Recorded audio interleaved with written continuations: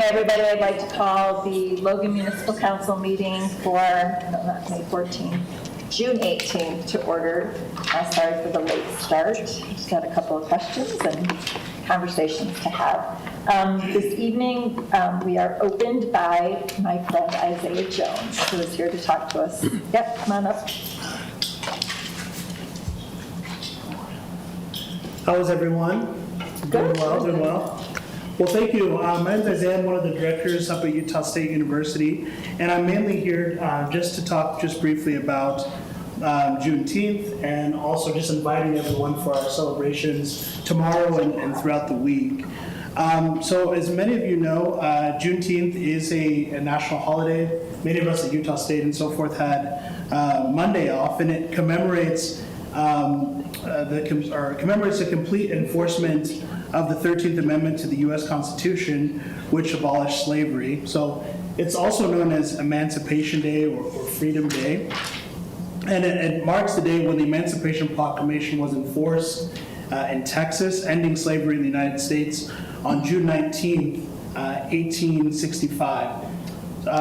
So it's a really great opportunity. People have asked, why are we celebrating this tomorrow?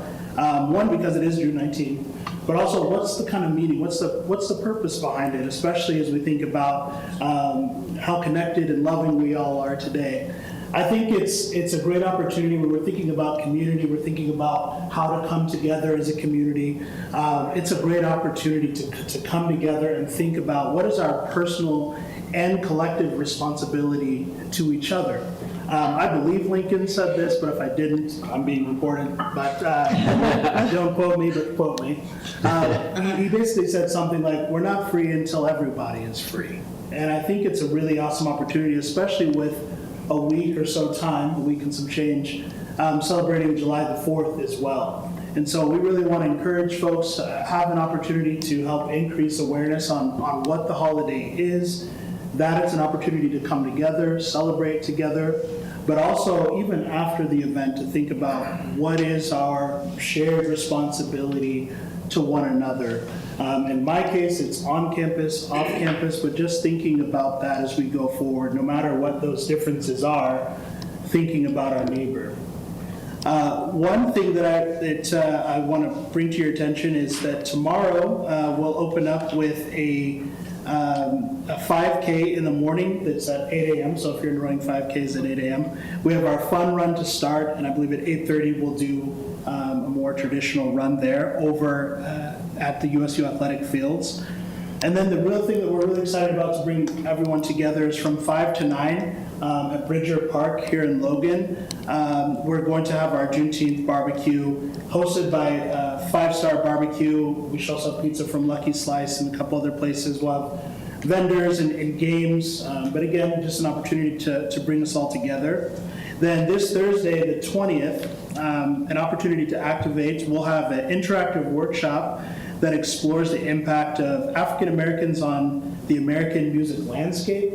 If you were there this Sunday with the USU Alumni Band, we also did a lot of pieces by Black and African American composers, which was really cool. But this is another opportunity to see Brandon Foxworth and Herb Newsom, who are also actors over at the Lyric Repertory Company here in town. And so just an opportunity to learn more about the music tradition of the States and a celebration of music. I've been told that you'll get up and dance, so if you want to see me attempt that, to come. And then we've collaborated with our Nora Eccles Harrison Museum of Art Collection to have an exhibit that highlights San Francisco during the golden years, which is not just when they had the San Francisco 49ers with Jerry Rice, but also 1930 through 1960. They will highlight several key moments of our history here in the state. So again, go to juneteenth.usu.edu. If you forget that, just Google Juneteenth Logan. You'll find us there. Hoping to see many of you. Some of you I recognize, but we're really excited just to come together. So thanks for giving me the space and time to make the announcements. So thanks, and go Aggies. Thanks. Isaiah, would you lead us in the Pledge of Allegiance? Yes. I forgot to ask you to do that. All right. I pledge allegiance to the flag of the United States of America and to the republic for which it stands, one nation under God, indivisible, with liberty and justice for all.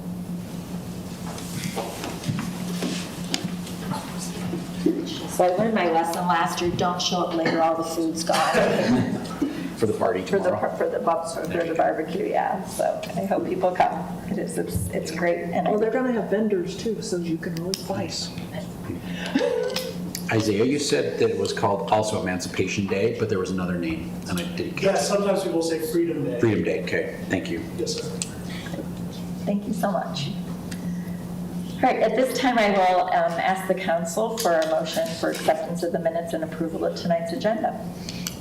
I'll move for acceptance of minutes and approval of the agenda. I'll second the motion. Is there any changes, questions? Okay, seeing none, all those in favor of accepting the minutes and approving tonight's agenda, please say aye. Aye. Any opposed? Hi, So, oh, there you are. Hi, Mike. There's a voice. I'm here. I'm here. Yes, I will point that out. Mike Johnson is actually on vacation, and appreciate him calling in in attendance, which is legally allowed to participate via electronic means. So I keep looking up at the sky when I talk to you. I know I probably don't have to do that, but it does mean roll call. I'll take it, that works. Yeah, so we'll be doing roll call votes for that. Do I need to do it for the minutes now, the roll call? It's passed, it's okay. Okay, thank you. All right. Just a reminder that the Logan City Council meets every first and third Tuesday at 5:30 here in the council chambers. We will not be holding a meeting on July 2nd. So our next scheduled meeting will be July 16th of 2024. We'll look forward to everybody coming back for that one. At this point in time, we open up the floor to questions and comments for the mayor and the city council.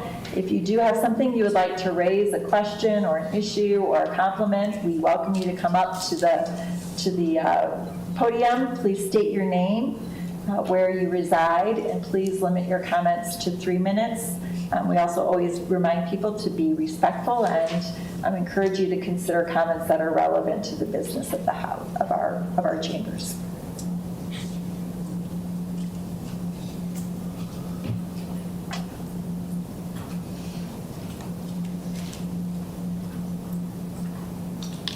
Josh from Logan. I was listening to some TED Talks it was a couple weeks ago, and this quote came over. I wish I could remember who actually said it, but this quote came over and he said, as you lie more and more often, it becomes less and less true that you are a good employee, and more true that you are a good manager. If you lie too much, your employees don't know what to believe, and at that point, you have to move into sales. I thought this was pretty relevant. That's pretty funny when it comes to business, but I also, when I read it, it dawned on me with government. This also applies to government. Where I'm going with this, I'm not really sure. I'm just winging it right now, but yeah, it's. I think this is something that, sorry. Yeah, I think that this is very relevant to government. So, anyway, thank you. Thanks, Josh. Hopefully people recognize that we work hard to be honest. So, at this time, I will turn it over for the mayor and staff reports. Mayor Daines. All right. The first item today is some committee and board appointments. Bronwyn O'Hara has been serving on the Historic Preservation Committee. Her term is ending, and she is willing to re-up. The bylaws allow for that, so I would recommend that we reappoint Bronwyn O'Hara to Historic Preservation Committee. And on the Light and Power Advisory Board, we have a new appointment, Troy Hatch, that we're proposing. Again, we have a couple of our larger utility customers that sit on that Light and Power Board, and he works for one of the biggest industrial customers. So it's kind of good to have their perspective on that committee. Any questions from Mayor Daines on this? Do I have a motion to affirm those appointments? I move we affirm both appointments. I'll second. Any questions, comments? All right. Since Great. Our virtual, we will do a roll call vote. Jean Simmons, Aye. Ernesto, Aye. Mark, Aye. Mike, Aye. Amy, aye. The appointments are confirmed. Good. The second item under mayor and staff reports, we just wanted to bring to the public's attention sort of a new policy that Rocky Mountain Power has implemented. They provide nearly all of our incoming power. We buy it from different sources, but it's all transmitted over Rocky Mountain Power lines. And because of fires that happened in California a few years ago and lawsuits, and they now have a plan in an emergency situation, which could affect us. I mean, if there's a wildfire somewhere, they could potentially shut down all power coming in, which would mean the city would go black. So Mark is just going to briefly go over that, bring it to people's attention. We, of course, hope it doesn't happen, but we want people to be aware it could be an issue that we're facing if we have a bad fire season. So is it a wildfire anywhere? Well, Mark is going to Okay. tell you. They Oh, I have know, some we were so parameters. excited. This is like three meetings in a row. I'm going to break a streak somewhere. Okay. So Rocky Mountain Power held a meeting, I don't know, 3 or 4 weeks ago. A couple of my guys went, they took some notes, and these were kind of the main points that they brought away from the meeting. The first point, they'll shut it down if there's an active fire within 6 miles of a transmission line, which is really, in my mind, fire up Smithfield Canyon is easily within 6 miles of transmission lines. So we could go in the dark at any moment if they deem that's necessary. They'll shut down a line if their meteorologists determine certain factors are met, such as high winds. And they have this whole flow chart that they determine whether or not they should open a line. And they may give warnings and they may not, they just may open it. They have 600 weather stations and meteorologists monitoring it at all times. In fact, I found this interesting. They're RockyMountainPowerWeather.com. If you wanted to look at weather in their service territory, they have just multiple, mostly Wyoming, Utah, and I think so you pick your spot, and they've got current weather conditions for each one of these stations, and they watch that carefully, and if conditions warrant, they could shut it down. I also thought that other point was pretty interesting, that if there was heavy carbon-filled smoke in the air, because carbon's electrically conductive, even though the fire is further than 6 miles, if they think it's danger, they'll open their lines as well. So is this any line that feeds us? Like, Any trend, yeah. So it could be a fire 6 miles from a line, and that line could be 100 miles away from us? That No. I guess I'm not following. No, 6, well, I guess technically yes, but we do have dual feeds into the city, so, Okay. There's some mitigation there. If the lines that are coming along the mountain range there are in danger, we do have a feed that comes across the bottom of the valley. Yeah, but all the transmission lines are connected somehow. They are, but same thing as within Logan Power, we can close and open breakers to create loops in different directions at different feeds. So hopefully they would do that, for us. Because if there's a fire in California, That would be, that's, they could close the line and it would affect everybody yeah, we would, beyond that. they have a large enough service territory and resources available that anything in California is not going to affect us electrically. I would say it would need to be in the pretty immediate area to affect us.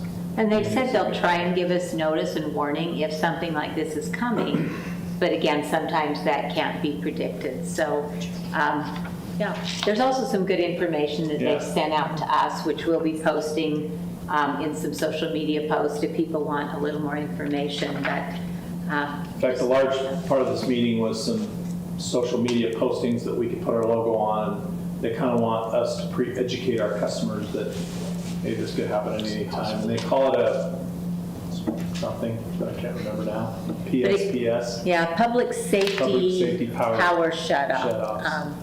So would we use reverse 911 to notify people if we saw this coming, or how would we? we We had do have power. a code red.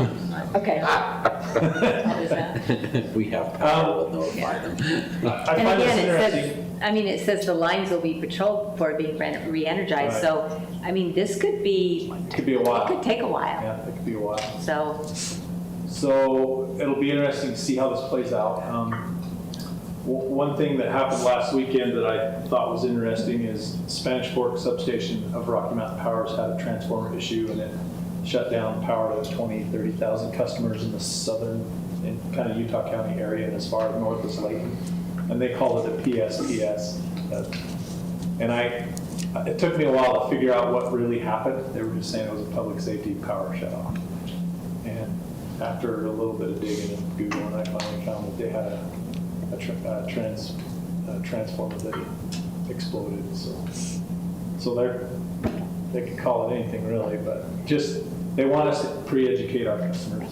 And I think this speaks to the fact that, you know, we are going to spend the money to put in this 10 megawatts of natural gas generation behind the meter. I mean, that's a couple of years away from completion, but that would at least give us some resource that we could control ourselves in this sort of an instance. But we're working toward it. We're not there yet. And part of that as well is we're going to look at And that, how we can route power to places like the hospital, kind of emergency. that affects, that's all, I mean, you know, that's the solar, that's coal-fired. I mean, all of the electricity that we purchase from other organizations or other projects are all transmitted on those lines, correct? And that's what, 70% of the power we More. provide? This time of year, it's more, it's probably 80, 90%. So, Okay. It would not just be us, because the rest of the valley is on Rocky Mountain Right. as well, so it Oh, no, it would, yeah, I know. completely dark. Okay. I would like us to be the bright light. and we are. At least we'll have 10 megawatts. Right, so again, that's just an informational item for the city council, for the public, just a Yeah. heads up. I mean, be prepared, there could be this kind of a situation that you might have to deal with. So, thanks, Mark. Thanks for that good news. You have a question? Ernie? Yes, based on historic data, if you can maybe estimate in the last 5 years, how many times would we have experienced this type of? I can't recall anything since I've worked here other than a very momentary outage or like that snowstorm we had, a couple of years ago where it knocked all the trees down. We lost most of the city due to power. We also lost Rocky Mountain Power at that point in time. That's the only time I remember any kind of an emergency power outage. I remember when the Hawks got caught in the power lines, caused a fire up on the bench. I don't recall that. I do remember my guys blowing a fuse up there and almost causing fire. That was not Rocky Mountain Power, that was it. Oh, So, I thought it was a bird. Don't you remember that, Holly? Yeah. What you're talking about. my memory's not sweet, so. Well, it could have been a while ago, too. Thank you. You bet. Anything else, Mayor Davis? That's it, thank you. Okay, we'll now move on to council business. Jeannie, any planning commission updates? Planning Commission was canceled this past time because they couldn't get a quorum. They were all on vacation. Well, and we are down one member, and as you know, we actually in the next 2 weeks have 5 or 6 interviews scheduled. We had quite a few folks that were interested, and we have 2 council members that'll join us for that interview process, as well as myself and staff. So we look forward to bringing a new appointment to you for ratification in the next few weeks. Yep, hopefully. Thanks. Okay, it's time for our board and committee reports. Ernesto, would you like to report on your activities over the last month? Sure. And As- feel free to do public art and library if you want to. Okay. As it was mentioned in, I think, a couple meetings ago, the exploratory group for the new rec center, well, potential rec center, got awarded the believe it was $75,000 from the RAPS county program for a feasibility study. And so I attended a meeting with that group, and it was informed that Stephen from the county will be heading the technical subcommittee for that feasibility study. In the Cash Arts board meeting, we did get to vote on merit bonuses for the staff and director. We also got an overview of the season schedule that's coming up, which, I mean, a lot of those names were unknown to me, but a lot of people were very excited about them, so. Public Arts, we elected a new chair for the board, and we got an update on a couple of the murals that are being worked on. Looks like the one on the side of somebody's attic has been completed, and I actually did stop by, and it looks awesome.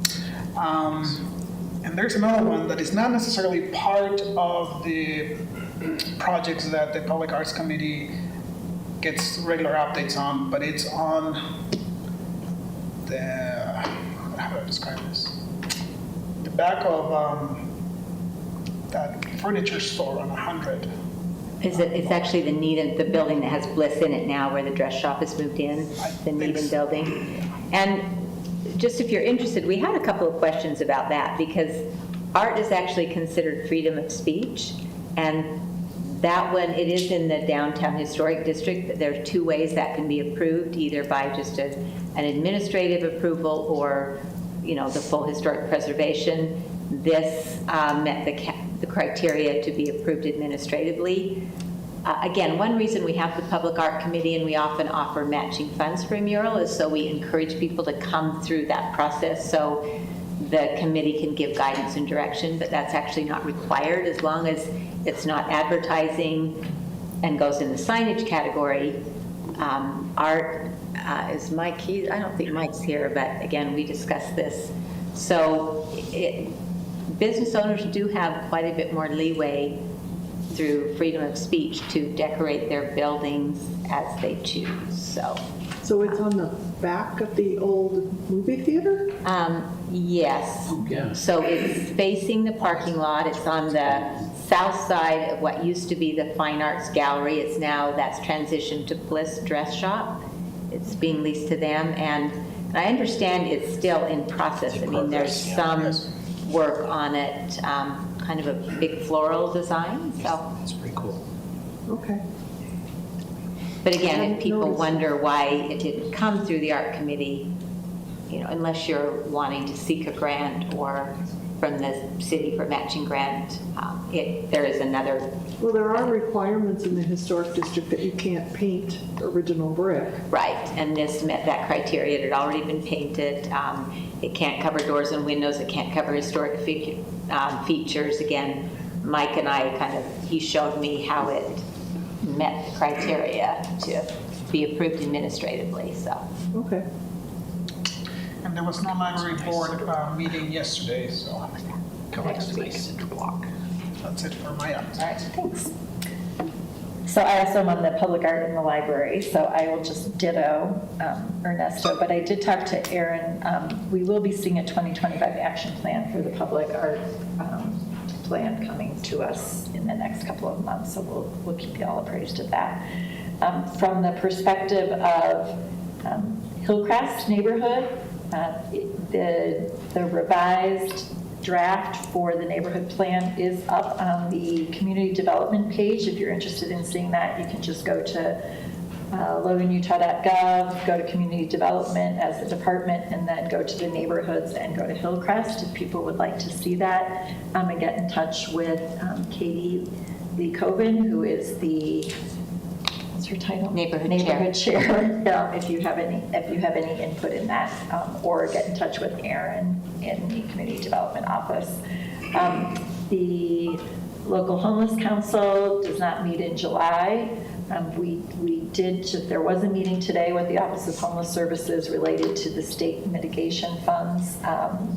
Those will be presented, CAPSA and BRAG are the recipients typically of those, and here in Logan City, and they'll be presenting those to the state next week. So they had a meeting today just to talk about what would be the best and most appropriate way to present that. So we get 95,000 Right, in and funding that just- just then in turn provide to those organizations, because we do not have a official homeless shelter, but it does have an impact on our city, providing those services to homeless, in particular to law enforcement. So those are my reports. We will now move to our action What do items. you want to do with Mike? Oh, Mike, do you have any? No, because he's not on the agenda. He reported 2 weeks ago. No, it's on there. No, is he? Oh, hi, Mike, sorry. Didn't No, look you're at the okay. agenda. It says me, but I don't know how well you can hear me. Ernesto updated on Parks and Rec on the Rec Center Exploratory. RESAB didn't meet. Parks and Rec didn't meet. And BPAC is just helping plan Bike Week for Bear River Health Department. So I'll keep it quick and short with that. Thank you. Thanks again for joining us tonight. All right, now Yep. we'll move on to our action items, because I obviously did not thoroughly read my council business report, but we do have a variety. It's only the first. It's only the first time I've ever missed anything, right, exactly. We do have 7 public hearings this evening.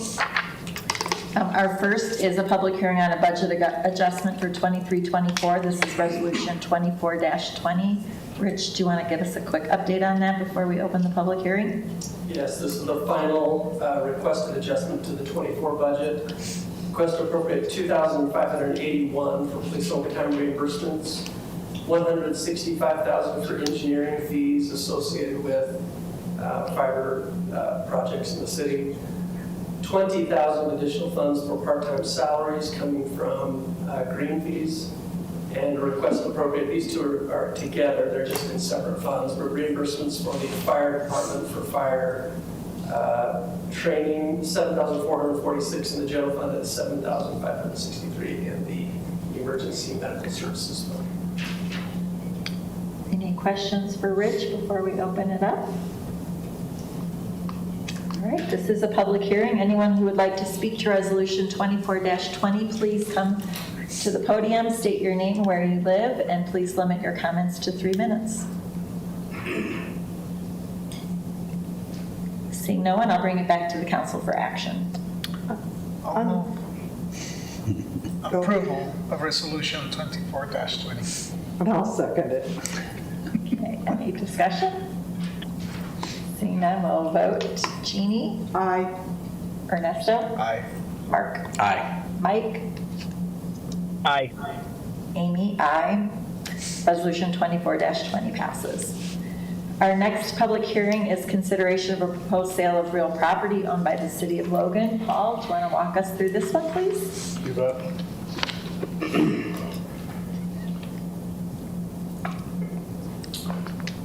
As mentioned, this is a public hearing. As I understand, it does not require action by the council, but required a public hearing to be held.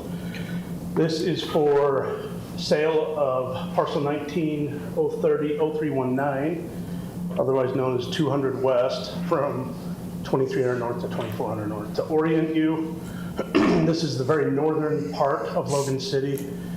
This would be the airport with 2500 North, Airport Road, or SR 252, whatever you want to call it, and Main Street right here.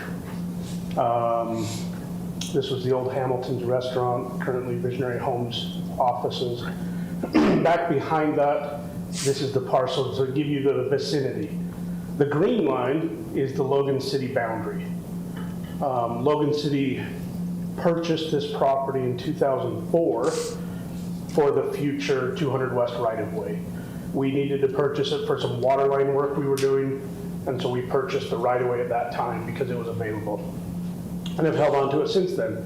Since that time, Logan and North Logan worked through a boundary line adjustment, and that parcel of land is no longer in Logan and now is in North Logan. We've held on to it. North Logan is in the very early stages of planning for 200 West to go through, so we've had conversations about that land now being sold from Logan to North Logan since it's in their municipality. This is just a kind of a zoomed in picture. Again, 2500 North Airport Road, Main Street. It is this strip of land in red. The proposal is that our anticipation is that we would sell it to North Logan for the price we purchased it at to be made whole. And then North Logan would use it for the 200 West right away. We won't put like any new public buildings or anything on it. It'll be for the road. Not that I know of, and they have not said that. Mighty small. I don't think there would be much room after 200 West goes on it. We have noticed it, put notice on the property and on the state notice. I did receive one phone call with a question from an employee of Visionary Homes, actually, asking what was going on. I explained it to him, there was a public hearing tonight. He said, thank you, sounds good. And that was the extent of our conversation. He didn't have any comment on it, just wanted to know what the signs were for. That is the gist of it. Any questions I can answer or otherwise? So have we had to do anything to that property in the time that we've owned it? Because I know that I just found out that property in that area is worth $90,000 an acre. We have not done anything. We have not done. If you're dealing with the railroad on a right-of-way. To answer your question, we have not done anything with it, to my knowledge, since we've owned it. Okay. Any other questions for Paul? And would it be, just for everybody's edification, would it be appropriate for you to talk about why we have a public hearing for the sale of property that's over a certain size? That you have as mayor? Right, Yeah, I mean, or just because I think people don't understand why we have the public hearing? So yeah, state code requires a public hearing to be held for any parcel of property that's going to be disposed of by the city that's worth more than $100,000 or larger than an acre. The mayor is the chief executive officer of the city, so as such, she has the authority to sign and sell real property. The purpose of the public hearing is to allow the public to give its input to the council and the mayor about this disposition, if it's good, if it's bad, if there's things that we should think about. Thank you. Thanks, Craig. So this is a public hearing. If anyone would like to come and speak to the sale of the parcel at 200 West, 2300, 2500 North in North Logan, please come to the microphone, state your name, your location. Please limit your comments to 3 minutes. And sign in. Right. I do not see anybody, so.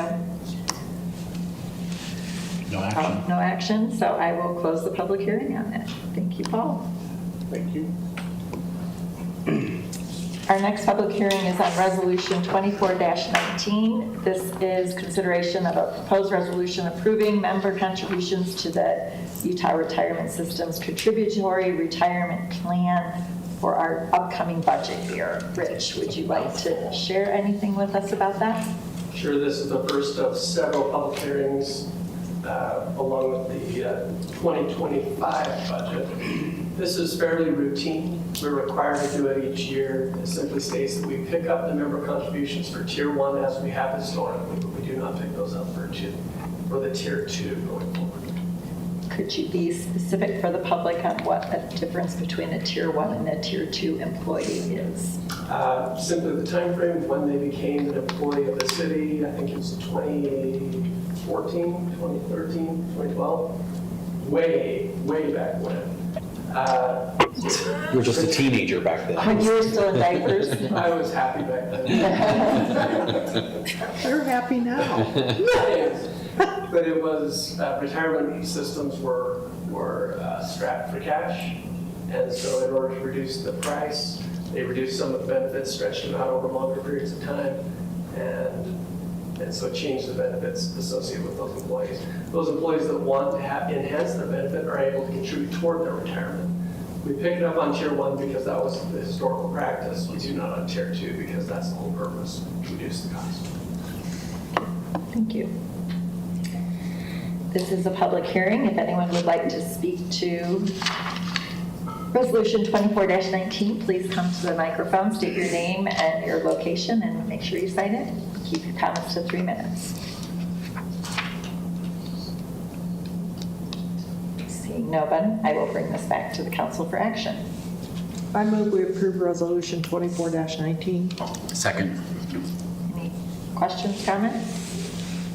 Seeing none, we'll call the vote. Mark? Aye. Ernesto? Aye. Mike? Aye. Jeannie? Aye. Amy? Aye. Resolution 24-19 passes. It's nice you mixed it up. I noticed that. I want to make sure Mike's not, watching We gotta YouTube keep videos Mike somewhere. awake. Yeah, we gotta keep Mike awake. I'm awake. All right. We will continue along with Rich with our next public hearing. This is Ordinance 24-12, which is also a public hearing.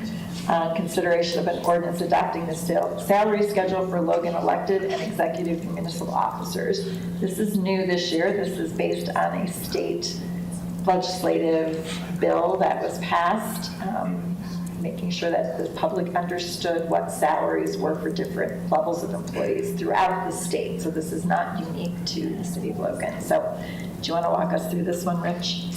So this is part new, part old. We've always adopted elected officials' salaries publicly through a public hearing. However, as part of Senate Bill 91, it's now a new state law that we adopt the managers, department heads and the managers, and I think assistant department heads is the way that the law is written. So we have attached all of those salaries. It's required that we hold a public hearing. And if those salaries were ever to be increased at any time after this public hearing, we'd have to hold another public hearing for any one or many individuals. Any questions for Rich on this? I actually do have one. So any merit increase or anything like that, that would be included, even if it was like just for one employee halfway through the year, we would have to hold another public hearing for that individual position. If we wanted to pay any individual listed here at a dime more than what we have listed, we probably not that. So let's say $1 more, then we would have to come back and hold a public hearing and have council adopt that new salary, and then we could pay. So that would apply to new hires too. If we had turnover and somebody was hired, basically there's a public hearing on that salary for that position. It is, and the good news is, I guess it's in the public. It's something that we're doing in the light of day, even though we've always posted salaries publicly at the state transparency website as well as other places. However, it does make it a little bit administratively difficult to deal with things that may happen during the year, and we will navigate that as we go forward. Okay. All right, this is a public hearing. If anyone would like to come and speak to ordinance 24-12, please come to the microphone, state your name, where you live, and please keep your comments to 3 minutes. Gail B. Yost, I live in Logan. Maybe I should ask each of you, do you believe that you are worth it? I think you are worth it. Thank you. You put a lot of energy and homework into the things that you're doing. I know the mayor works full-time, probably more than full-time. And I'm very proud to know each of you as at least acquaintances, and have watched you make strong decisions, or sometimes make decisions to let it pass by for a little while. Those are important, and to ask good questions. I think Jeannie asks the best questions of all. She's always asking very specific things, and that's important because she has the experience. So I'm thankful to support the changes, and hopefully you'll benefit well from the difference in income. Thank you. Thank you, Dr. Yost. Appreciate your comments. Would anybody else like to speak to ordinance 24-12? Seeing no one, I'll bring it back to the council for action. I'll move acceptance of ordinance 24-12. There's- I'll second that. Thank you, Mike. Any questions or comments? Seeing none, all those in favor of ordinance, oh, never mind, have it. Roll call vote. Mark? Aye. Mike? Aye. Jeannie? Aye. Ernesto? Aye. Amy, aye. Ordinance 24-12 passes. Our next public hearing is on budget transfers. Everybody's favorite, because this is about half of our council meetings, it feels like some days, so. Rich? This is another required public hearing whenever a municipality transfers monies from an enterprise fund to the general fund. They're required to hold this hearing. Transfers have been a part of Logan City's general fund budget as far back as I have record. It is governed by Resolution 15-40, which was passed by council way back in 2015. It's been governed by resolution prior to that, and that was the last time it's been changed. It is incorporated into every rate study, and the purpose is to keep property taxes low while providing the best services that we possibly can. It is a sizable amount, $6.8 million in total, $3.8 from the electric fund, $1.1 from environmental, $1.1 from water, and $685,000 from sewer treatment. So it's sizable. However, we do watch it very closely, and it is guided by the council resolution and incorporated in every study. And I'll leave it at that unless there are questions here from the public or from the council. Okay. So this is just information?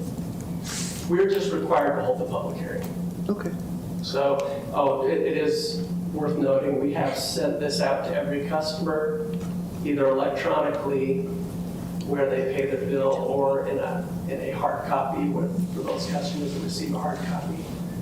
And after this is adopted in whatever form it's adopted, we will again notice it as part of the state requirements.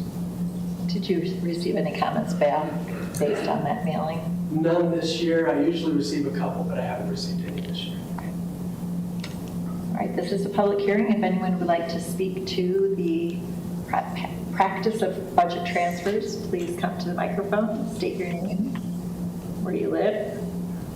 Please limit your comments to 3 minutes and make sure you sign in.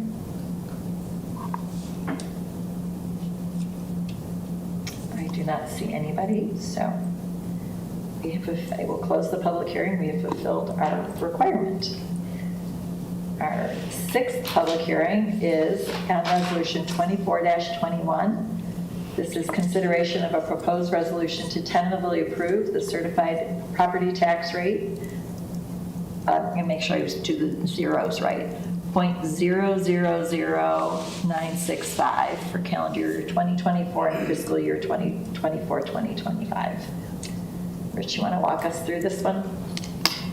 Yes, so the reason it's tentatively adopted is anytime we elect to adopt a rate that is greater than the certified rate, then we have to go through the truth in taxation process. And that process is started by council adopting this tentatively. Then we'll go through further noticing requirements and ultimately hold a public hearing on August 1st, where both the tax rate and the budget would then be finally adopted. However, this is the tentative adoption, and we're holding a public hearing. As council requested, we've prepared two separate tax rates. The first is the one that we've noticed, 000965, and what that is a 5% increase in the property tax rate for the library and approximately 3% rate for the general fund. What it results in is an increase of $10.56 per the average home, which is, according to the Cache County, $505,000. So it'd be an increase of $10.56 per year. On the average business, again valued at $505,000, it would be a $19.19 increase. That's the first one that we prepared. The mayor's proposed budget included a 3% approximately for the library and 3% for the general fund. It was actually 3.32.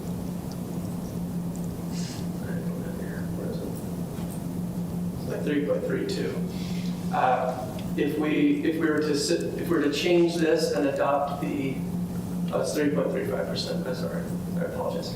If we were to change this and go back to what the mayor proposed, it would be an $8.34 increase per year on the average home, and $15.15. I don't know how it works out to do that, but it does. $15.15 per year on the average business. So. And the total net increase in income to the city is what? So under each proposal, let's see here. Okay. For 3% for the general fund, which is in both proposals, what we have, it's $89,561 for a 3% increase. For the library, the first proposal, which is at 5%, is $126,283. If we were to take it back down to what the mayor proposed, it would be $82,130 for the library. So a difference of approximately $44,000. So, Rich, you said 3% for the general fund in the proposal that is on our agenda, and you said 3.35% in the mayor's budget. For the It was approximately 3%. It's actually 3.35, according to the calculation. So it's 3.35 in both? In both. Okay, thank you. I didn't want us to be discussing raising the library and decreasing the general fund. No. Thank you for the clarification. So do we want to discuss the options before we open it to the public hearing? Or should we open the public hearing first? What would you like to do? And I don't know if you want me to give just a quick summary of a few points from my budget message. Yes, please. Again, just a reminder to the public that's listening, council knows this, we budget for revenues very conservatively. And after several years of growth in sales tax revenue, we're projecting the fiscal year 2025 sales tax will remain relatively flat. And that is our most significant source of revenue to the general fund. And then obviously, as you're aware, property tax revenues to the city do not necessarily go up as property values rise. So unless the city raises the property tax rate through this process the legislature calls truth in taxation, the revenue we receive remains flat. And Logan City has not raised the general fund property tax levy since 2010 and has not raised library property tax levy since 2017. Again, we believe it's better policy to do that in small increments, and our intent would be to continue doing this in small amounts going forward rather than, every 10 years you do a great big huge jump or something. So, and again, our employees are a critical asset for the city, and we do want to reward and retain them.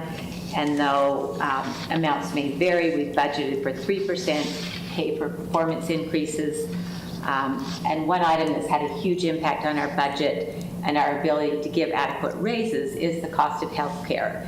This year, the increase in our insurance premiums was 29%, and that's compared to 15%, 7%, and 3% respectively in the 3 previous years. So these healthcare premiums are paid entirely by the city, so it's a significant benefit to our employees. And it's particularly beneficial to those employees at the lower end of the pay scale because the increase in family health care premiums alone is equivalent to a 14% increase in pay for an employee making $50,000 a year if they had to cover that premium on their own. So just a couple of quick highlights that, again, you're aware of, but just a reminder as, how we came to our budget that we presented to you. Thanks, Mayor Daines. And I think it's useful to remind the public and whoever, that our discussion last meeting revolved around the potential need for additional resources given the ramifications of opening a new library and being able to offer the same sorts of services that they were able to offer in the other building. So that's just my 2 cents. I know Karen Clark did put together some information on expansion of hours and what that would cost. And, one of the things we discussed was expanding hours over days or like on expanding Saturday or adding Sunday. One of the pieces of information she did provide is, help me remember this, is like there's only 3 libraries in the state that are open on Sundays. So opening on Sunday would be very unique to Logan. Even the Salt Lake Library is closed on Sunday. But in looking at the volumes, it did look like Saturday has a lot more people in a short condensed period of time than their average number of people that are coming in. So, Well, plus I was also concerned that they aren't being able to open the makerspace in the summer because they don't have enough staffing to really make that happen. And I think it's a gem for the teenagers and young people that I would hope they'd be able to use. So. Again, this first year is, we're collecting data, we're seeing how things work, we may make adjustments, on those hours. So, Karen's recommendation, again, council gets to make that decision, but her recommendation, she's not able to be here tonight, was, give us a year to kind of let things settle and see how things work out, and then maybe consider that next year depending on the data that comes forward. So.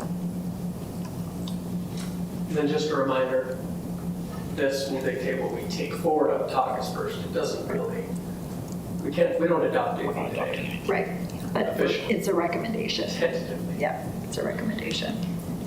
So I guess that's the question is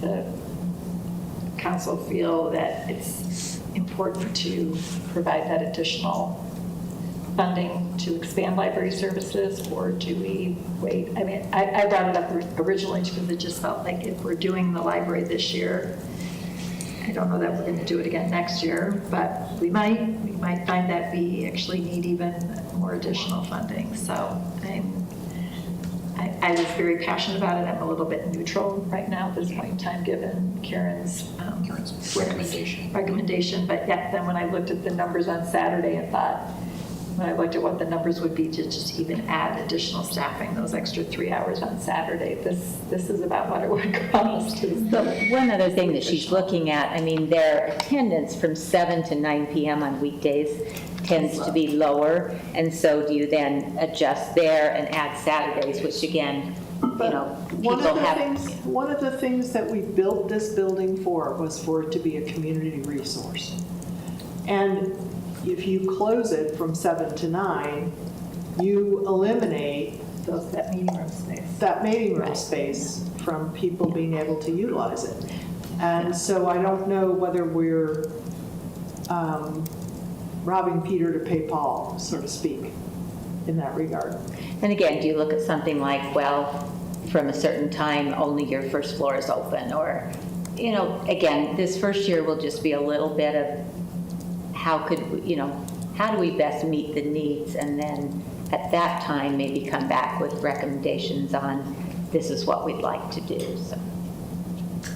Well, and I sort of feel like if she doesn't, turns out that it's not the right amount, it can always go toward the debt too. And that's where we have it currently. This increase is going to pay down further decreasing the loan from the electric Correct. fund. Basically, we borrowed money from ourselves. So. 44,000 any direction in the library this year, because we really don't know where we're at, is not going to be monumental any direction. It would just be the council felt like services were going to be expanded in the future, possibly that could offset the impact of that future increase. It's really not going to be huge. I know, cost. it's not a huge amount of money. And there are reserves that could address the potential need, right? One more time. There are reserves that could address, if we wanted to, if the library wanted to test opening or extending hours here and there, modifying the schedule, there are reserves that could address. Yes, and I don't have the, actually, I do have figures before me. Somewhere in here. Library, we try to keep about 880,000, and so we would keep approximately that amount. So you can see 40,000 if we needed to tap reserves. Again, for that one specific year would not be terribly consequential. Yeah, but again, I mean, there are always needs in the general fund as well, in every other department. So how do you try and balance all those needs across all departments and different funds? Well, as I said, the library is the only general fund piece that has a debt attached to it. For a building, or per building right now. But I do think, so we have a plan in place to pay that debt. I feel like it's okay. You never know. We're actually ahead of schedule, which is really nice. No, but what I mean is that it's just, you know, I understand that there are needs across the board in the general fund, but it is the only general fund funded piece of Logan City that carries debt on its own. It was its own fault. Oh, stop it. Well, I would like to open the public hearing so we can hear if anyone else has anything to weigh in on this issue, and then we'll, when we close that, we can bring it back to have some final discussion on that. So at this time, I will open the public hearing for Resolution 24-21, which is consideration of a proposed resolution for a property tax rate. So obviously, this is not just related to the library. This is a property tax rate increase. So, This time, I'm Dr. Gail Yost. My master's degree is in instructional technology. As a master resource teacher, resources are very important. And I understand the mayor's trying to be prudent, but in this case, I think it's more important to be welcoming. We need to welcome more people into the library, especially teens who may be on the streets too much. We need to make sure that people know that this library has something for everybody. It is not just books. There are many other resources, including cash makers and projects for children and teenagers, and wonderful nonfiction books in the library for adults. I think it's really important that we try very much to get more people coming by spreading the word that we're open and that we're welcoming and that this is the place. Even if you don't have a lot of money, you can come and find resources to help you learn. And I think that's very important for everybody. It is the most democratic process or democratic way of offering the public the way they would like to see the resources used. We need to let the public decide when and where and how much. And we can't do that if we have even a Sunday off. We need to make sure that it is available to everybody as often as possible, especially low-income families. And so I'm all for the higher budget, and I think it's important that we look, instead of waiting to see, that we encourage more. And that's my speech. Thank you. thank you, Dr. Yost.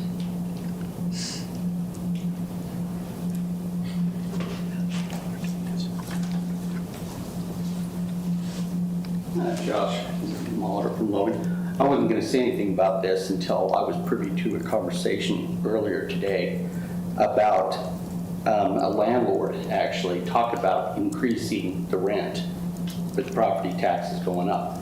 And this is actually a pretty common thing that they do, especially with a lot of the predatory property management companies and landlords that Logan has here.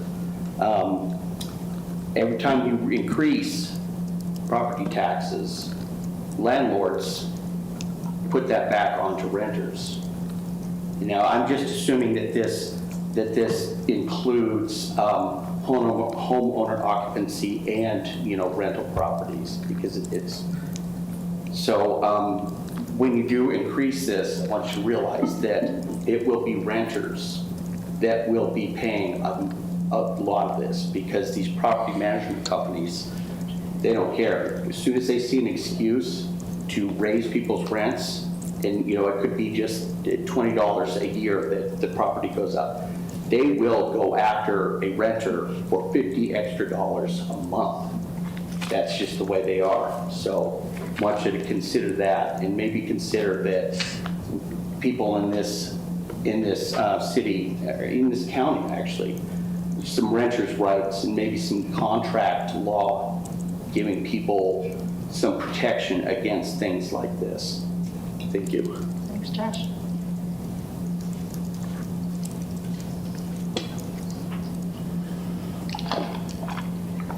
Anyone else like to speak to Resolution 24-21? Seeing no one, I'll bring it back to the council for discussion and action.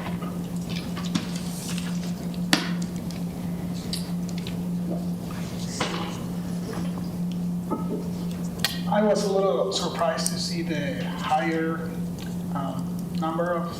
that much higher number of people visiting on Saturdays. Yeah. I know we kind of started this discussion considering opening on Sundays, but given that data,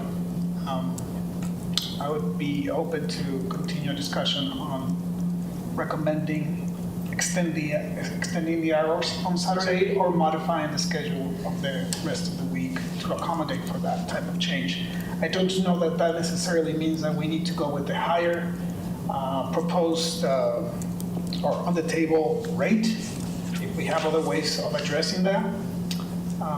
So I'm not necessarily proposing that we go with the higher rate. Okay.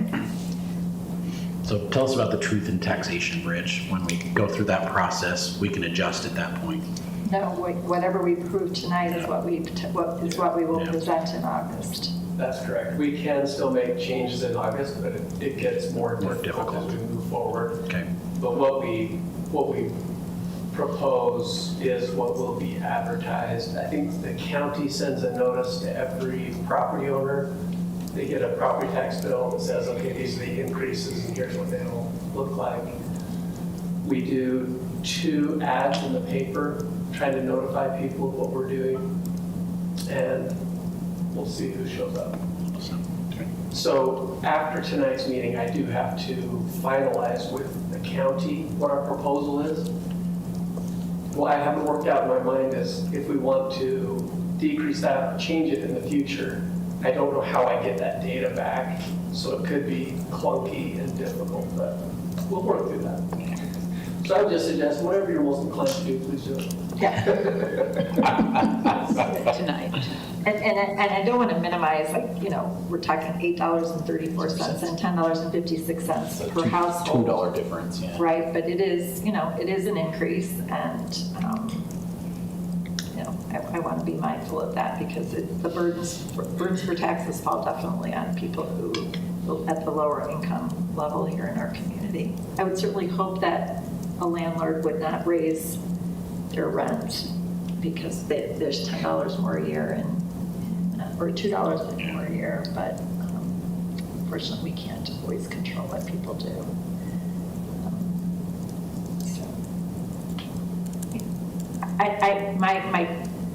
I'm trying to separate the emotion and the beauty of the new library and wanting to keep it wonderful and awesome and amazing with the reality of a tax increase. And but yeah, it breaks my heart to see people lining up at 12:30 on Saturday waiting to get into the library, when I know that that's a time that a lot of families and a lot of working people can't do that. And I appreciate the comment about the evening hours from 7 to 9, if we cut those, it takes away that opportunity for it to be a community space, which was clearly an issue for a lot of individuals that came to those hearings 10 years ago when we started talking about designing a new library, having a community space for nonprofits and for other individuals that they could hold those meetings, because there really isn't any other free space in our community for those types of events. So I would be inclined to support the higher. So here, I'll do this. I move we approve Resolution 24-21. Is there a second? Can I clarify, since I'm listening, is that movement to approve the higher of the two rates? The resolution as presented. Which is the highest. Which is the higher rate. Which is the higher of the two rates. Yes. I'll second the motion. Thank you for the clarification. So we have a motion and a second. Or discussion? I'll interject briefly and just say I have a hesitation. I agree with Amy that the emotion of the beautiful library is hard to separate from the financial side, but I do have a hesitation myself going with the higher rate, mostly because in every discussion I've seen or been involved with Mayor Daines and with Library Director Karen, they haven't felt like there has been, they don't know exactly what they want to do with the extra money. Yes, they possibly could open extra hours, but also there could possibly be efficiencies found elsewhere to where they could still make longer hours work without an increase in price.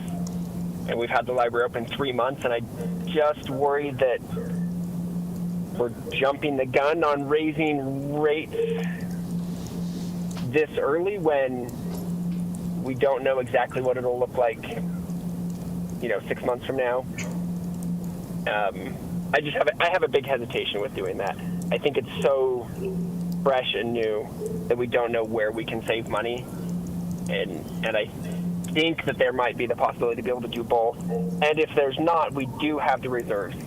I'm hesitant to raise tax rates in a really inflationary environment where housing costs are expensive, and I know it's only a couple dollars a year, but it's just another thing to pile onto families that we have reserves with the library fund. And so if we really needed to do something, there is some flexibility there to make that work. So I have personally a big hesitation with it, but Thanks, Mike. that's my piece.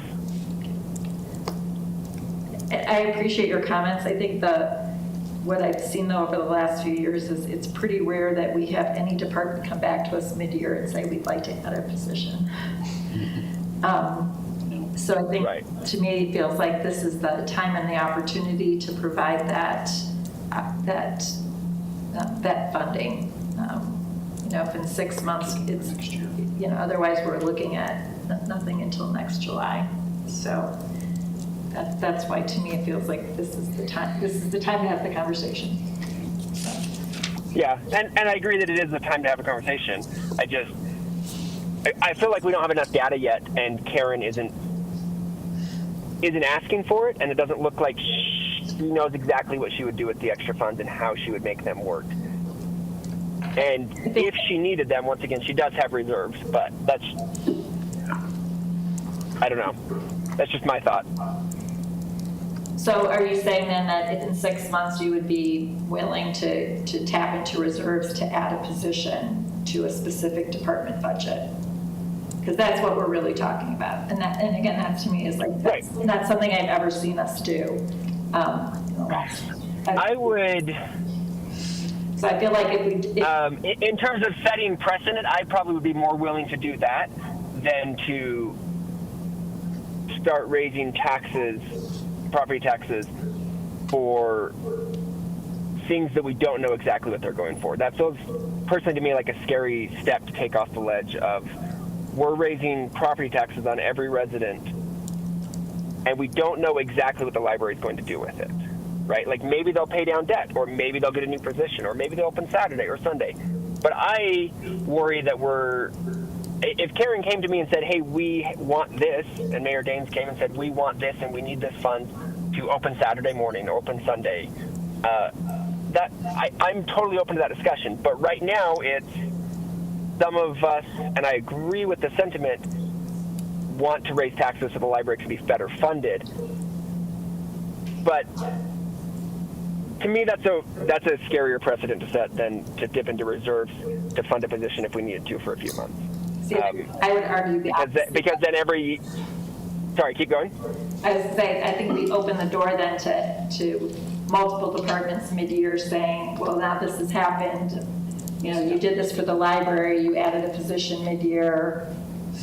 We'd like to use reserve funding to pay for a position. So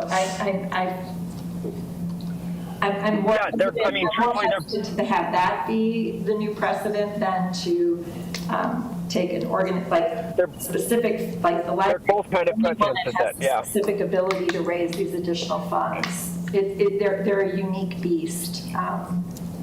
Anyway. Yeah. They are a unique beast. No, and I agree with you. They're both kind of big precedents to set of like, you know, they're both changes in the way things have been done historically, which is what makes me hesitate on both of them. I understand where Mike's coming from. I know Karen was going off of, let's try and use the same amount of staffing we had previously for the other library. No, she was told that was what she had to do. That's what she's been trying to do, and I think it's unrealistic. I think we need more, so I would have to agree. I think we need to go up. Maybe we don't fund that position immediately, but at least we have the ability to do that as needed, so. I would rather do this now rather than realize in 6 months that we should have done it and have to do more next year. I think it's very admirable that the mayor and Karen are trying to make it work with what they have, but I think it's unrealistic. Well, and it is one of the crown jewels of Logan City's public. I'm not saying that correctly, but it's like the most used, other than the pool, when I drove by the other day. There was nobody at the pool yesterday. Oh, what a surprise. But, 55 degrees. It's the most used resource we have by the public. I mean, that they actually go to. That they don't charge, that we don't charge for. Right. Yeah, I'm not charging. I mean, you know, everybody uses the sewage treatment plant, but they don't go there. Well, they go somewhere. But, you know, I mean, between the two. And everybody uses the police force, and we're really glad they're here, and everybody uses the fire department, but they don't. It's like the library is someplace that they can go and they can expand themselves and their kids can learn and it's open year round. And I just feel really strongly that we shouldn't always try and do it on the super cheap. That we need to provide the resources that we built the space to provide. And I feel like if we add that extra 2%, it will help them get a little bit of a boost and get things done that they're putting off. So that's. And I agree with you, Jeannie. I think that's the hard part of this discussion is I completely agree with that. I just hate raising taxes. Besides what otherwise I'll call the vote if we're ready. Yeah, I'm just looking at like our commercial properties and we pay close to $12,000 in property tax and mine will go up $50. So $50 on 12,000 is kind of. And hard, and only like a tenth of that comes to Logan City. Yeah. The rest of it goes to the county. Well, that's what this increase. Yeah, that's what this increase. So, if I were concerned that the extra money was not going to be used wisely, I would not support the motion. I think what we have seen historically is that the we use the funds wisely, the library and the city does. And so that's why I seconded the motion. I believe that if they ended up not using it, I have find peace in that it could be used to pay the debt down. Yeah, for sure. Are we ready to vote? Vote. Okay. Jeannie, are all those in favor of resolution 24-21? Jeannie? Aye. Ernesto? Aye. Mark? Aye. Mike? I'm still here. You ready to vote? You can say no, it's okay. She's, I know, and she's looking at the ceiling. I know. I'm sitting in a parking lot of a visitor center enjoying the beautiful mountains. I'm going to vote no, and it's not because I dislike the library or disagree with anything, but I do think there needs to be a voice of Okay. the opposite side. I think we all agree with both sides, so. But I'm going to say no. All right, thank you. And Nay. 24-21, I say aye. So resolution 24-21 passes. You don't have to do any new paperwork, Rich. Our final public hearing for the evening is resolution 24-22, which is our budget for the fiscal year 24-25 in the amount of $217,392,820. Mayor Daines, is there anything you would like to add about the budget? No, I kind of gave my little summary earlier, so Right on. you folks now get to decide. Great to decide our tentative budget. Anybody? We better not want to go line by line. No. Does anybody have any comments or questions? Please do. Prior to opening the public hearing? No. I appreciate the process that the department head and mayor go through to bring us a budget that is so fiscally conscious. Thank you, Mayor. There's a lot of work.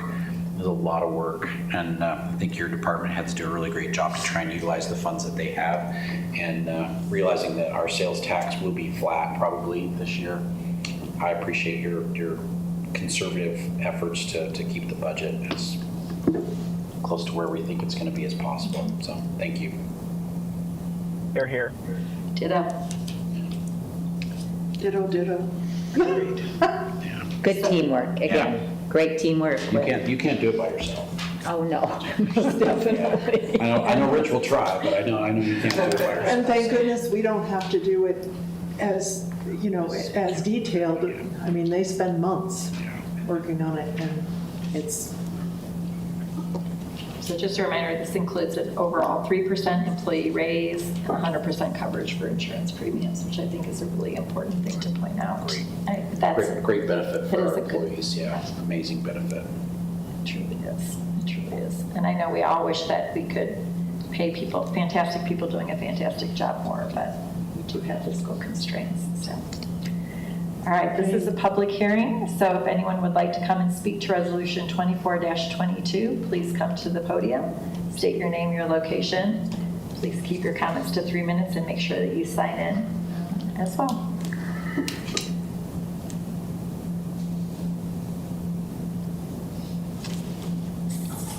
Oh, I was just about to say seeing no one, but. Gabby today. I'm Gabby, PhD, so that's my daughter and youngest daughter is Gabrielle. And she says, I should be Gabby. And I said, honey, I went from GBB to GBBY. I was Gabby as soon as I got married. Anyway, I think the budget is reasonable considering how big our city is. And I think all of you have worked really hard on it. I wish I had 1/10 of that, but we all do. And I can play a game of Monopoly and come out with a lot more money than that. But this is reality, and we need to make sure that the things that the citizens have asked for is available, that are available to us, including a golf course, a swimming pool, and all these other, and the new downtown plaza. I think all of these are important to keep the unity of our city. We really need that. A city is only as good as the people who work together. And I've lived in cities that were high in crime and high in low income, and the low income were not considered at all. And I don't want that to become our city. We should be cooperative with one another and caring about one another. Just like Isaiah said earlier, we need to care enough to do what is needed to take care of each other. And so I'm for this, as Dr. Gail Yost. Thank you, Gail. Anybody else?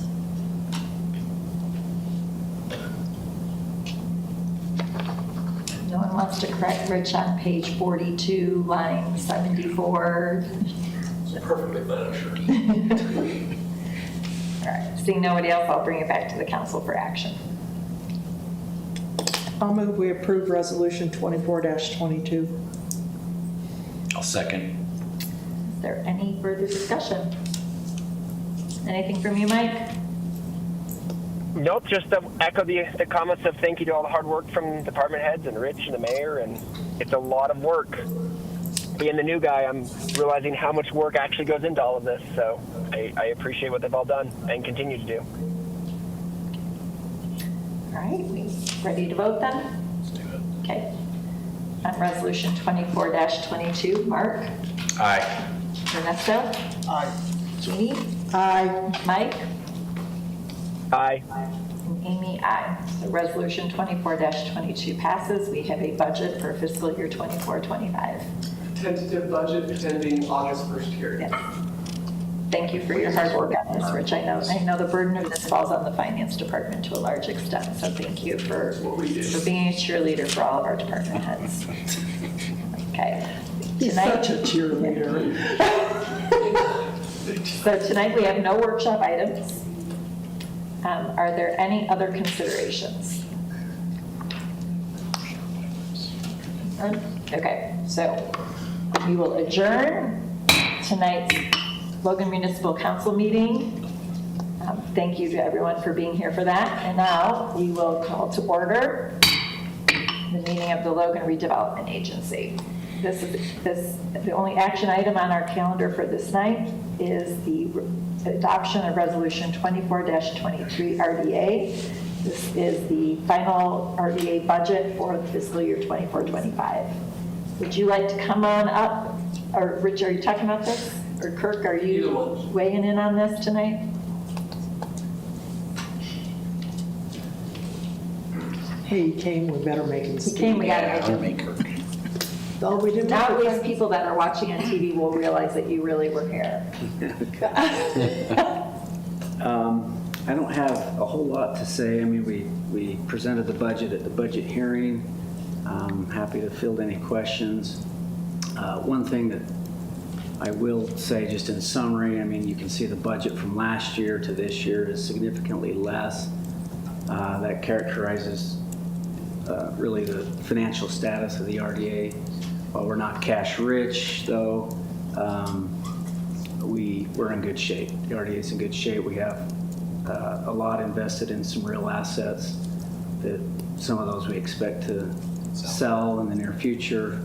We're hoping to have one sold this year, so cash flows should be replenished somewhat. But all in all, the RDA is in good shape. Any questions for Kirk? All right, thanks, Kirk. Okay.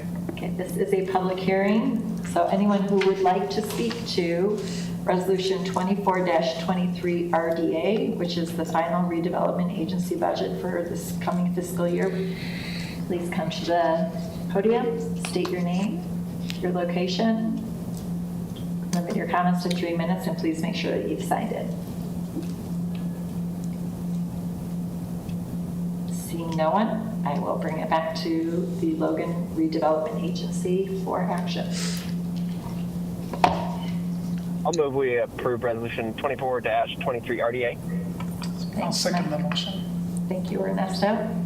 Is there any further discussion? All right, I will call the vote then. So for resolution 24-23 RDA, Mike? Aye. Jeannie? Aye. Ernesto? Aye. Mark? Aye. And me is aye. So resolution 24-23 RDA passes. We are adjourned. Thank you, everyone.